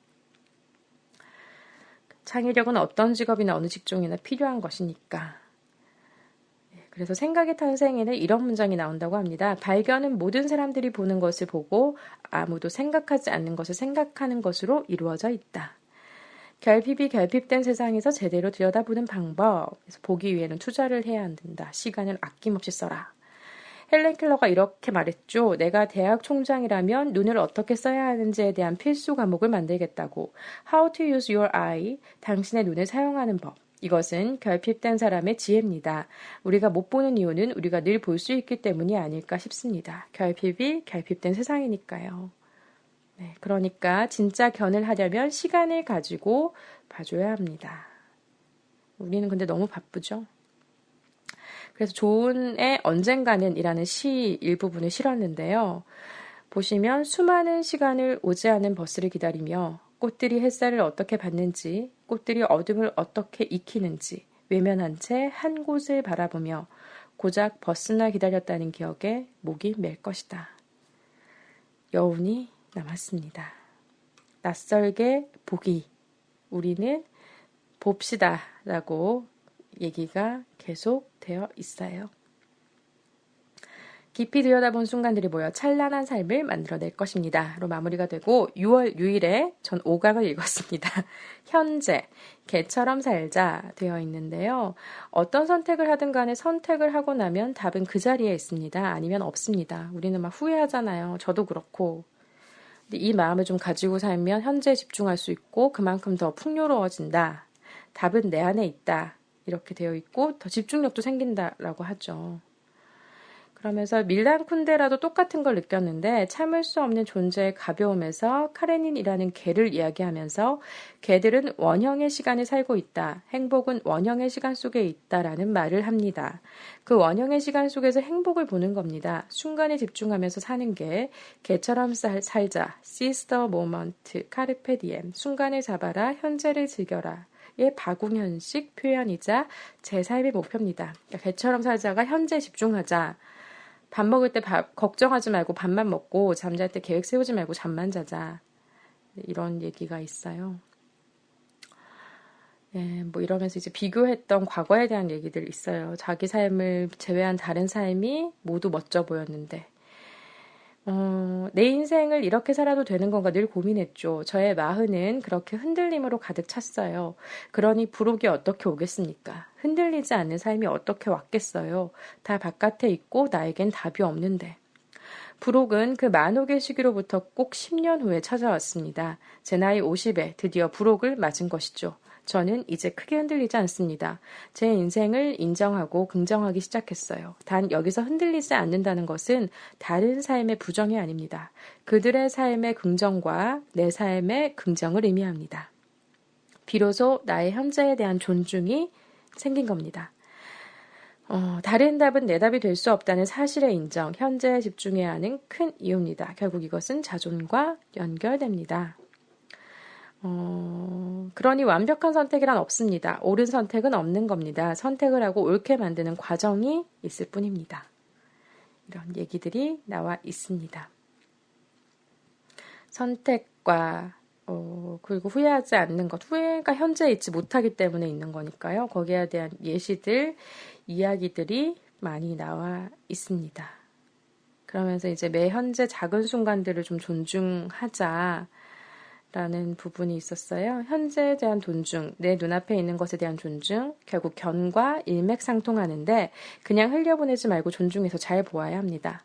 파우스트 중에는 머물러라, 너는 정말 아름답구나 라는 문장이 나온다고 하네요. 매 순간이 머물러라, 아름답구나 라는 것은 밥이 진짜 맛있구나, 해가 뜨는 게 기적 같구나 라면서 사는 개와 같은 삶의 태도죠. 좋죠. 네, 그렇습니다. 그러면서 우리는 계속 현재를 유보하고 살고 있는 삶에 대해서 얘기해요. 저는 딸을 키우면서 늘 아내에게 삶을 경주로 보지 말자고 했습니다. 삶은 순간의 합이지 결코 경주가 될 수 없어요. 그런데 우리나라의 많은 사람들이 삶을 경주로만 봅니다. 그러면서 여러 내용이 나오다가 그리고 명문 중학교에 가야 하죠. 거기 갈 때까지 행복을 유보해요. 그리고 또 대학을 갈 때는 또 대학 갈 때까지 유보하고 뭐 할 때까지 계속 유보한다. 이런 얘기들이 나왔고요. 지금 이 순간 현재의 의미를 부여하지 않으면 행복은 삶이 끝날 때쯤이야 찾게 될 겁니다. 순간에 의미를 부여해야 합니다. 그렇지 않으면 우리의 삶은 의미 없는 순간들의 합이 될 테니까요. 이어서 이제 찬란한 순간을 부여잡으세요. 나의 선택을 옳게 만드세요. 여러분의 현재를 믿으세요. 순간순간 의미를 부여하면 내 삶은 의미 있는 삶이 될 겁니다. 이렇게 되어 있어요. 네, 뭔가 전도사 같긴 한데요. 네, 뭐 표현이 좀 식상할 수 있어도 뭐 내용도 다 알고 있는 내용 아니야 해도 다시 한번 좀 내가 적극적으로 이 얘기를 들어보려고 한다면 뭔가 다 얻어가는 게 있는 것 같다는 생각이 전 들었어요. 네. 저의 짧은 감상으론 그렇습니다. 네, 다와 갑니다. 6강 권위. 동의되지 않은 권위에 굴복하지 말고 불합리한 권위에 복종하지 말자. 어렵죠, 이게. 사회생활 하면서 정말 어려운 것 같은데요. 문턱 증후군. 그 문턱에만 들어서면 인생이 달라진다는 믿음에서 시작된 잘못된 증상이죠. 그래서 우리가 너무 무조건적으로 어떤 권위를 인정하거나 받아들이고 있는 것은 아닌가 되돌아볼 필요가 있어요. 하면서 인생은, 사람은 절대 단순하지 않아요. 멋지고 말고의 문제는 직업의 문제가 아닙니다. 어떤 일을 하느냐가 아니라 그 일을 어떻게 하느냐가 중요하니까요. 바깥의 권위에 의지할 필요가 없습니다. 그래서 스포일드 어덜트, 타인에 대한 배려심이 없고 인성에 문제가 있는 사람을 말하죠. 그래서 근데 뭐 또 이런 부분 나와요. 어떤 부분에서는 잘하지만 어떤 부분에서는 잘못도 해요. 사람이 다 그렇잖아요. 또 어떤 부분은 신뢰할 만하지만 어떤 부분은 허술하기도 해요. 이걸 나눠서 볼 줄 알아야 하는 겁니다. 우리는 모두 완벽하게 불완전한 사람들인데요. 문턱 증후군 때문에 문턱을 넘은 일부 사람들은 완전할 거라고 말하는 사람들의 이야기를 믿지 마세요. 어렸을 땐 이 얘기를 되게 믿기가 쉽거든요. 뭔가 정말 뭐랄까 그런 권위를 가진 사람이 되면 모든 것이 완벽할 것이다. 저 사람은 인격적이고 막 그런 허상을 그냥 키우게 되잖아요. 뭐 어떤 이미지에 사로잡힌 건지. 근데 그렇지 않다는 걸 알아가는 게 성장이겠죠. 예. 그래서 권위의식 가진 윗사람들 잘 고치려고 하지 않으니까 여러분이 스스로 이걸 없애야 한다라는 얘기가 있었는데요. 이거 어렵죠. 없애기 어렵습니다. 없애려고 선방에 나섰다가는 요즘은 뭐 어려운 세상이라서 잘리기도 하고 그렇게 되잖아요. 그리고 없애 나가려고 이제 얘기를 해도 그게 얘기가 안 되는 경우가 굉장히 많더라고요. 여러분도 그런 케이스 있으실 것 같은데 참 어려운 문제예요. 그렇죠? 그래서 옳은 부분을 좋아하되 그렇지 않은 부분은 반변구서 삼으세요. 네, 여러분 다 이런 마음으로 살고 계신 걸로 알고 있습니다. 예. 그리고 이제 정당하게 일하고 일한 만큼 대가 받는 것이니 할 말 해야 된다라고 하는데 이제 어려워요. 진짜 할 말 하면 또 이상하게 되기도 하고 그렇다고 할 말 안 하자니 또 이상하고 어렵습니다. 맞는 얘기들이 써있긴 한데 저는 이 권위 부분이 참 맞는 얘기긴 한데 도전하기가 정말 어렵다. 권위에 도전하는 것, 할 수는 있는데, 안전망이 없다. 그런 느낌을 좀 가집니다. 그러나 또 그렇게 도전한 사람들에 의해서 뭔가 다음 사람들이 마냥 말도 안 되는 권위에 짓눌리지 않는 그런 현상들은 하나씩 있잖아요. 거기에 희망을 좀 가져야 되나? 좀 변하기가 참 어렵구나 느끼고 있습니다. 이 부분은 그래서 저는 그래 맞는 말인데 어떻게 이 말대로 안 되는 거 아시지 않나요? 라고 물어보고 싶은 거였어요. 근데 저자는 어쨌든 지금 사회생활 엄청 오래 하신 분이고 이제 권위에 도전하던 시절을 지나오신 분이니까 그렇습니다. 그리고 7강은 소통인데요. 마음을 움직이는 말의 힘입니다. 그래서 오랫동안 회사 생활을 하고 윗사람이 되어보니 소통은 불필요한 노동을 없애주는 매우 중요한 것이었습니다. 여기엔 정말 공감해요. 정말 불필요한 걸 없애주는 게 소통이거든요. 소통을 잘하면 그것만으로도 일을 덜하게 되기 때문이었습니다. 소통만 잘 돼도 언제 어느 때 떠오를지 모르는 아이디어의 분산이 맞고 집중할 수 있는 기회를 놓치지 않을 수 있습니다. 맞아요. 저도 일할 때 느꼈어요. 왜 소통을 잘해야 되나. 근데 이 말이 정말 명답이다. 왜 소통하냐? 이것 때문이다. 근데 정작 현장에서의 소통이 이렇게 이루어지지 못하고 있지 않나 하는 생각이 들었습니다. 소통 안 되는 3가지 문제. 첫 번째, 서로 다르다는 걸 인정하지 않는다. 두 번째, 상대를 배려하지 않는다. 세 번째, 하고 싶은 말을 제대로 전하지 못한다. 소통을 위한 자세. 첫 번째, 다름을 인정한다. 그리고 두 번째, 문맥을 생각하자. 세 번째, 생각을 디자인하자. 소통을 잘할 수 있는 방법. 할리우드에는 세븐 월즈 룰이라는 게 있대요. 하도 많은 사람들이 시나리오를 가져오니까 투자를 받고 싶으면 시나리오를 단 7단어로 설명해 보라는 건데, 결혼을 했는데 마누라가 조폭이네, 조폭 마누라, 이런 식으로 그림이 확 그려지도록 설명하라는 얘기입니다. 이 훈련을 한번 해보세요. 많은 도움이 될 겁니다. 미국에서 대학원 다닐 때 논문을 쓰기 전에 우선 자신이 하고 싶은 말을 딱 한 줄로 정리하라고 합니다. 그리고 그걸 3개의 패러그래프로 써보고 다시 그걸 챕터로 나눠서 논문을 만들죠. 예외는 없습니다. 그러니까 이렇게 보면 됩니다. 내가 말하고자 하는 게 7단어로 정리되지 않는 건 아직 내 생각이 정리되지 않았다는 겁니다. 이 부분은 굉장히 저도 일할 때나 글쓰기 연습할 때 많이 했던 것 같아요. 이렇게 정확하게 7단어 룰 이런 건 아니었지만 개요를 만드는 연습을 하잖아요. 우리가. 그러니까 어떤 메시지, 내가 이거를 왜 쓰려고 하지? 이유. 그러면 이 글을 쓰려고 하는 이유 어떻게 녹일 거지? 메시지를 하나 정하고 나서 서론, 본론, 결론을 나눠야 된다면 어떤 문장들이 이 주장의 근거가 될 수 있을까? 크게 잡고 나중에 살을 덧붙이는 그런 글. 예. 그런 이 연습과 동일하구나 생각이 됐고요. 맥킨지 룰. 만약에 내가 타고 있는 엘리베이터에 CEO가 탔는데 엘리베이터는 15초 후에 문이 열린다고 가정하고 거기서 내 생각을 어떻게 말해서 CEO의 마음을 끌 것인지 생각해 보자는 거죠.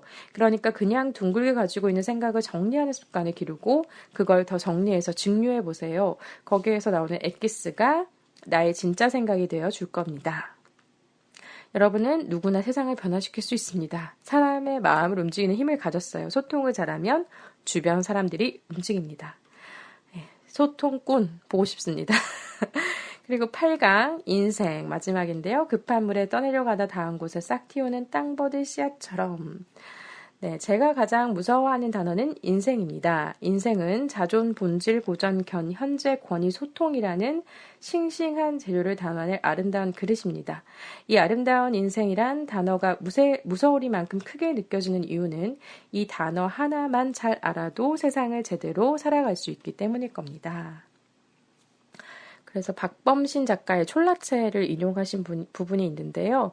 전입니다. 아무도 걷지 않은 길을 걸어가야 하는 위험한 나이 20대, 그리고 30대, 40대, 50대. 아마도 인생은 젊음이건 아니건 누구에게나 전입니다이 아닐까요? 그래서 늘 위험하지만 또 한편으로 매 순간이 흥미진진한 것이 바로 인생일 겁니다. 하지만 모든 인생은 다 다릅니다. 이 모퉁이를 돌면 다음 모퉁이에 무엇이 있을지 아무도 모르죠. 그래서 산다는 건 더 흥미롭고 즐거운 일입니다. 고미숙의 돈의 달인 호모 코미니타스에서는 지구는 탄생 이래 단 한 번도 같은 날씨를 반복한 적이 없었다는 문장이 있습니다. 예, 그렇죠. 그래서 전입니다. 누구의 인생이나 같습니다.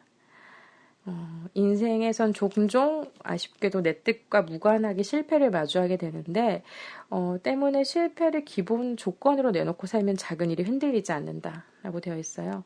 그래서 이 불교의 보왕산매론 이 부분을 실어 놓으셨는데 이 부분을 제가 작년에 그런 공부를 할 때 이 부분을 엄청 많이 읽었었거든요. 매일 읽었던 것 같아요. 근데 다시 우연히 책에서 보게 됐더니 좋더라고요. 요즘 또 읽고 있었는데 보면 보왕산매로는 몸에 병이 없기를 바라지 말라. 세상살이에 곤란함이 없기를 바라지 말라. 공부하는데 마음에 장애 없기를 바라지 말라. 수행하는데 마 없기를 바라지 말라. 일을 꾀하되 쉽게 되기를 바라지 말라. 공덕을 베풀려면 과보를 바라지 말라. 이익을 분에 넘치게 바라지 말라. 억울함에 당해서 밝히려고 하지 말라. 이렇게 되어 있습니다.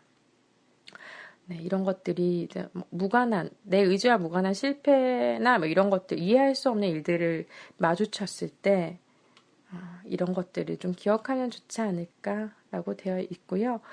이렇게 정리했습니다. 인생은 개인의 노력과 재능이라는 씨줄과 시대의 흐름과 시대 정신 그리고 운이라는 날줄이 합쳐서 직조됩니다. 하지만 많은 사람들이 나의 의지와 노력과 재능이라는 씨줄만 놓고 미래를 기다립니다. 치고 들어오는 날줄의 모양새는 생각도 안 하고 말입니다. 네, 제가 많은 20대 시간을 씨줄을 보지 않고 씨줄을 적게 보고 그랬던 건 아닌가 하는 반성이 되는 글귀였습니다. 박완서 작가의 그만 턴싱하는 누가 다 먹었을까 중에 이렇게 나온대요. 인생을 내 마음대로 계획하기에는 시대라는 날줄이 너무나 험했다. 좋은 문장인 것 같아요. 그래서 그러니까 요즘처럼 날줄이 호락호락하지 않은 시절에는 이런 삶의 태도가 절실합니다. 급한 물에 떠내려가다 닿은 곳에 싹 틔우는 땅버들 씨앗 그렇게 시작해보거라 하는 고운 시인의 시처럼 살아야 합니다.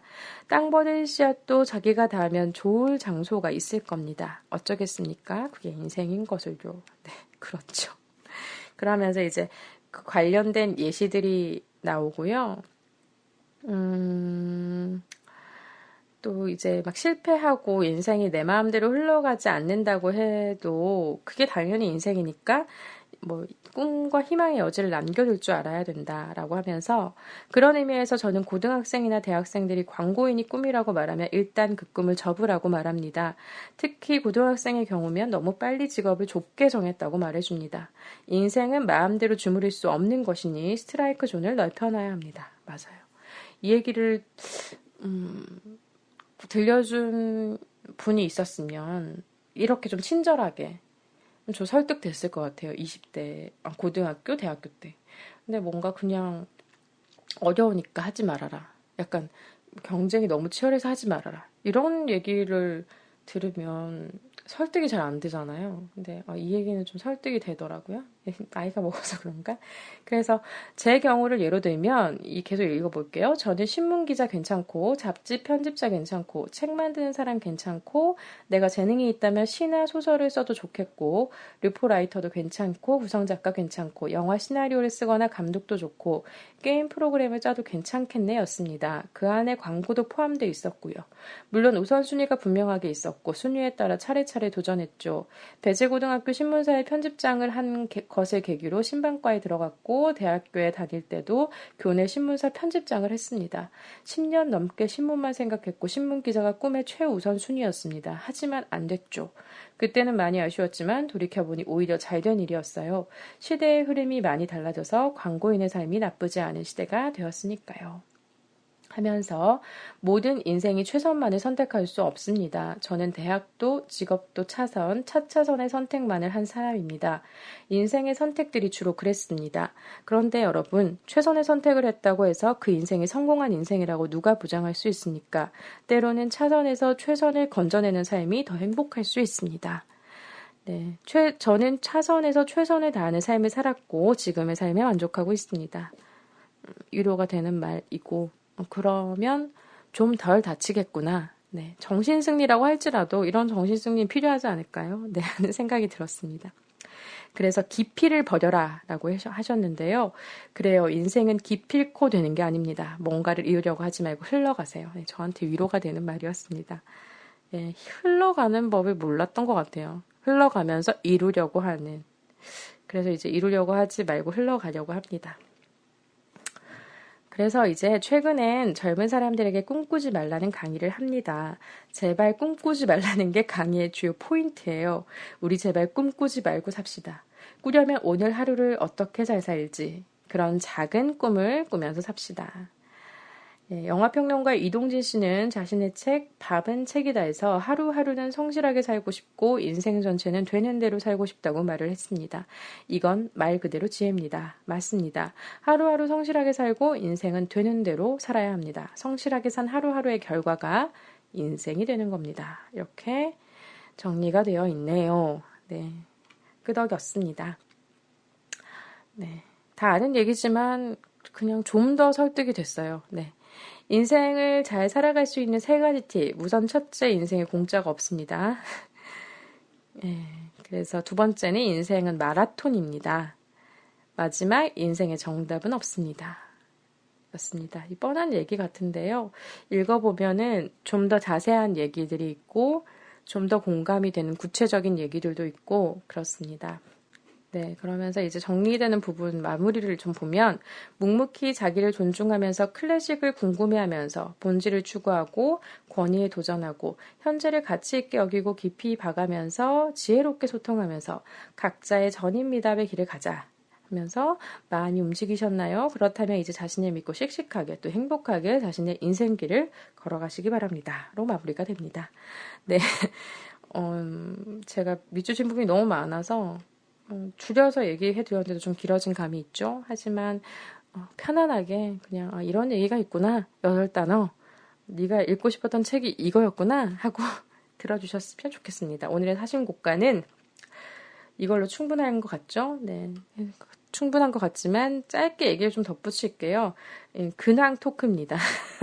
네, 그냥 근황 잡담, 콘텐츠 잡담인데 제가 이제 8단어를 읽으면서 6월을 보냈고, 6월 초, 6월 중순에는 막, 뭘 해야 될까 막 방황하면서 즐겨 듣는 팟캐스트가 생겼어요. 바로 백수드라인데요. 네. 백수를 탈출해도 수드라를 면치 못하는 이 시대의 백수드라. 비빌대며 사는 백수드라라면 누구나 출연할 수 있는 열린 팟캐스트라고 소개가 되어 있어요. 예, 저 출연할 수 있긴 하겠는데, 예, 부끄러워요. 저보다 이제 어린 20대 후반 남성 두 분과 여성 한 분이 진행하는 팟캐스트라고요. 그래서 이 백수드라는 백수라는 말 더하기 수드라, 네, 카스트 제도의 그 제일 밑에 게 그 맛이죠. 네, 그것의 합성어라고 하고요. 3명의 진행자가 함께 합니다. 진행자들의 닉네임이 보보, 막막, 탐탐인데요.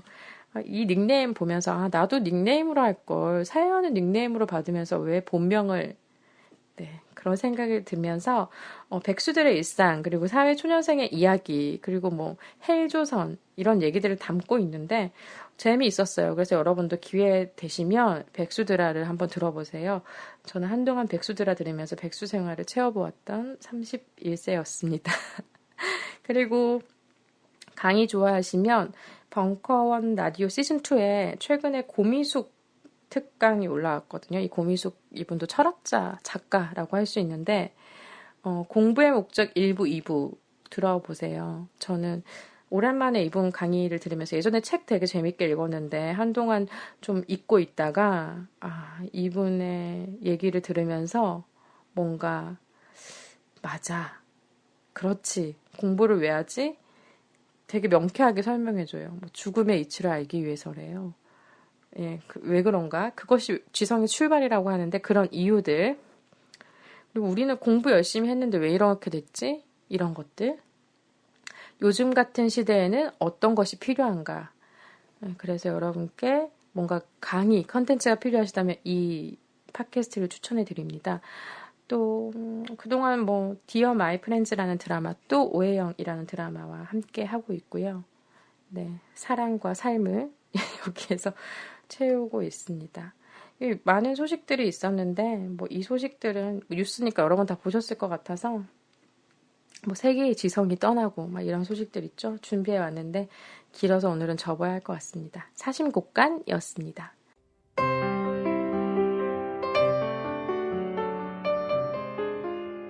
네, 하나의 사심집중 16회는 여기까지입니다. 6월의 마지막 날 사심집중을 준비하며 동네 카페에 제가 갔는데요. 이제 녹음을 하는 시간이 7월의 첫째 날이 다가옵니다. 너무 많은 수다를 떨어서 편집해서 올리면 아마 오늘은 별로 뭐 편집할 게 없긴 하지만 오래 걸릴 것 같죠? 네, 7월의 날을 맞이할 것 같은데 어쨌든 6월의 마지막 날 유리창 가까운 데 앉아서 그 지하철역 근처의 풍경을 바라볼 수 있었어요.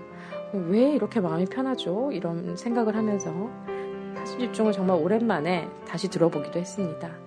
사심집중을 준비하니까 듣느라 이제 정신이 쏠려서 준비를 제대로 못하고 멍 때리면서 익숙한 동네 지하철역 근처의 풍경에 푹 발을 담궈 봤는데요. 갈 길을 정해야 되는데 정하지 못하고 고민하면 머리가 아프니까 무념무상의 상태로 있는 저의 날들 올해로 상반기를 마무리합니다. 여러분은 잘 지내셨죠? 저도 잘 지냈습니다. 저와 좀 더 나아지려고 애써보겠습니다. 여러분의 날들 어땠는지 안부를 전하면서 사심집중 다음 편부터는 여름 특집, 사이다 특집이 시작됩니다. 많은 관심 부탁드리고요. 그 첫 번째 직장인 익명 라디오, 내가 만난 최악의 직장 상사 혹은 동료입니다. 여러분의 직장 생활 속에서 참아하지 못했던 이야기 익명으로 할 수 있게 장을 마련해드립니다. 이름 없음 으로 진행하고요. 네, 무기명 1번, 2번, 3번으로 진행하겠습니다. 익명 1, 익명 2. 그러니까 안심하시고 사연 보내주시면 됩니다. 7월 7일 정도까지 얘기 받겠고요. 메시지나 이메일 hananess86@gmail.com으로 여러분의 이야기를 들려주세요. 그러고 보니 제가 사심집중 홍보도 안 했네요, 오늘. 이야기에 몰입하느라. 네, 여러분 구독하기 뭐 좋아요 이런 것들 아낌없이 그리고 뭐 후기 댓글도 좀 남겨주시고 네, 소리 없이 듣고 계시지만 가끔 소리 내주시면 좋을 것 같아요. 네, 들어주시는 분들 참여해주신 분들 모두 감사합니다. 하지도 지났고 한여름 오고 있고요. 아무쪼록 건강하게 무탈한 날들 보내시기 바랍니다. 저는 7월에 이것도 뭐 업데이트 7월에 올라가겠지만 녹음은 6월에 했다는 것, 상반기의 마지막 밤을 여러분과 함께 하고 싶어 했다는 것 마음은 알아주시고 오늘도 사심 집중하시기 바랍니다. 감사합니다.